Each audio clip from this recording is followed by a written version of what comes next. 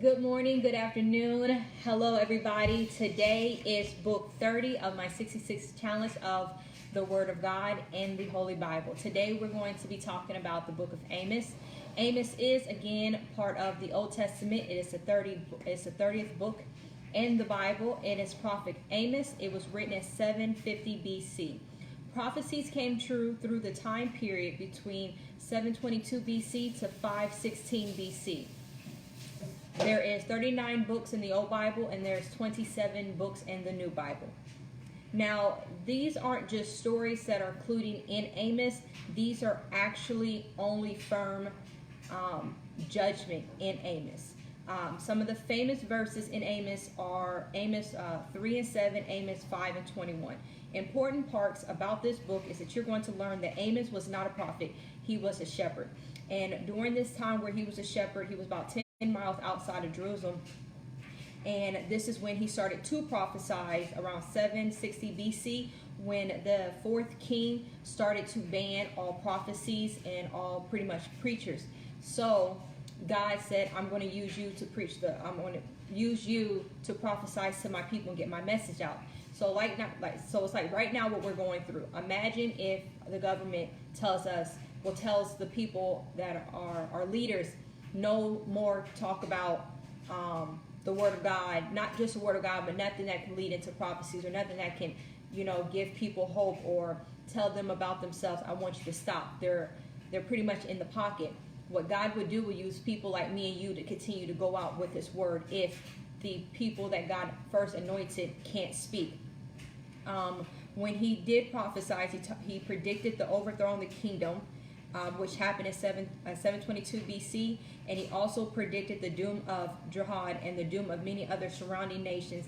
And he had a short ministry that came through, and it started in chapter 9. A breakdown, some of the top judgment that Amos talks about is in Amos 2 and 7, 2 and 12, 3:15, 4 and 1, 5:11, 5:12, 6, 4 and 7, 8:4, 8:6, and 5:24.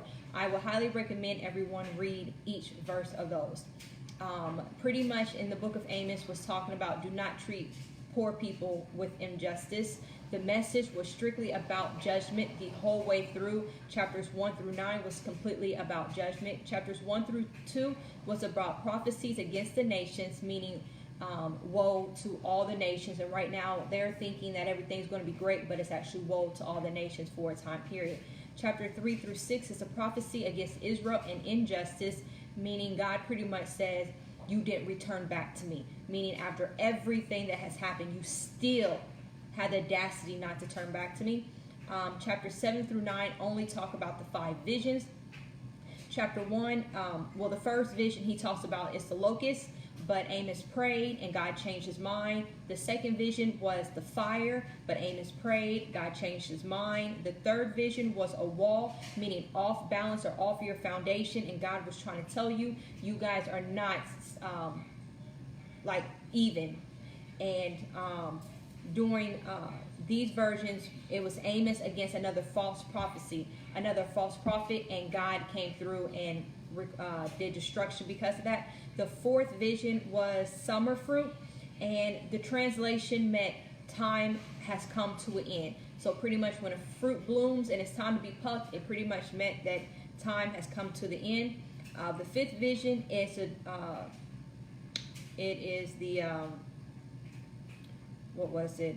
end of people. It was the fifth vision was about destruction against the people, and you can find that in the verses that I gave you guys earlier. Also, Amos ended in hope. You can go to Amos 9 and 14 and 9:15 to read how the story ends. That's saying that God will still keep His promise to His people. So again, when you listen to the judgments and you listen to the visions, you'll see that no matter what God says that will happen, He found not just mercy on His people, but He found compassion on them. And He remembered the promise that He gave to Abraham and things like that. And so when Amos prayed, God changed his mind.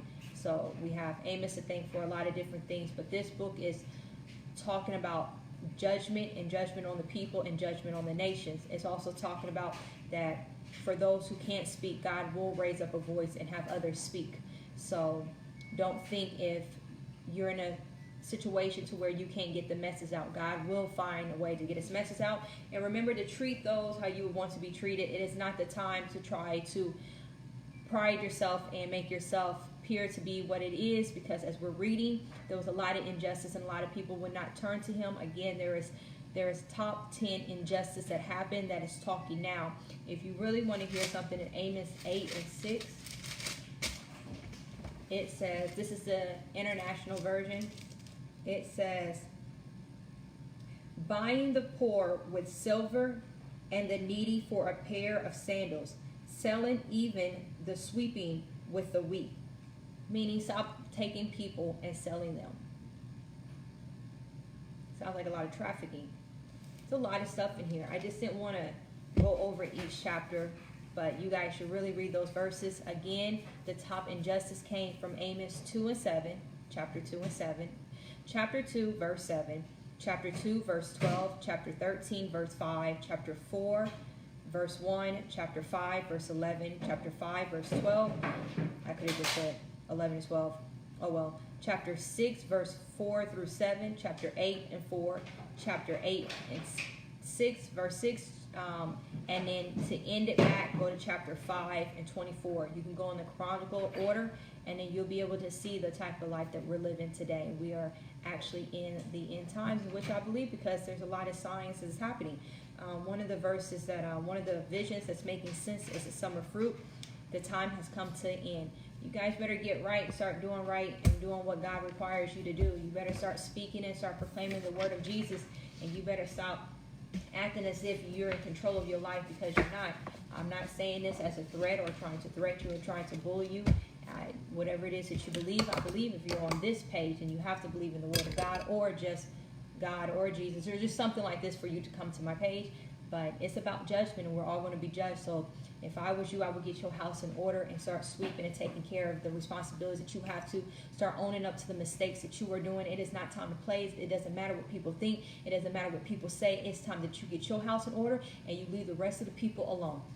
Period. You guys have a good one. Bye.